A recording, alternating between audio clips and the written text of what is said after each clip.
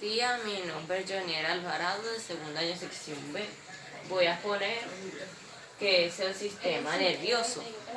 Caminar, escribir, jugar, ponerse de pie, sentarse, son todos los actos que realizamos que están controlados por el sistema nervioso.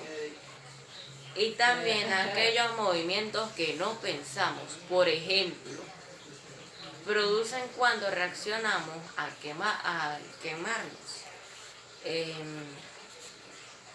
Oficinas que están alojadas en la parte superior y posterior de la cabeza.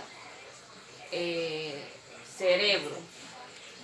¿Qué es el cerebro? Ocupa casi la totalidad de la cantidad craneal y constituye la parte anatómica del sistema nervioso. Cerebelo. ¿Qué es el cerebelo? Ocupa la parte posterior e inferior de la cavidad craneana. Posee forma de elipse aplasmada desde arriba hacia abajo y con su diámetro mayor en su sentido transversal. Bulbo raquídeo, también llamado médula óblea, se ubica en el área inmediata inferior al agujero occidental. Médula espinal. Cumple dos funciones importantísimas.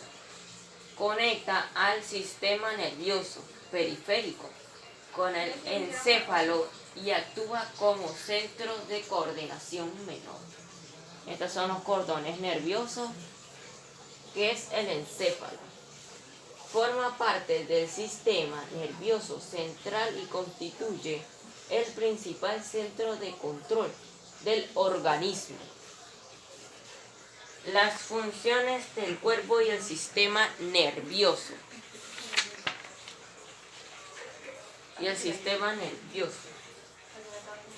Para que nuestro organismo pueda funcionar, hace falta una serie de mecanismos y aparatos, sistemas que trabajen armónica y coordinadamente.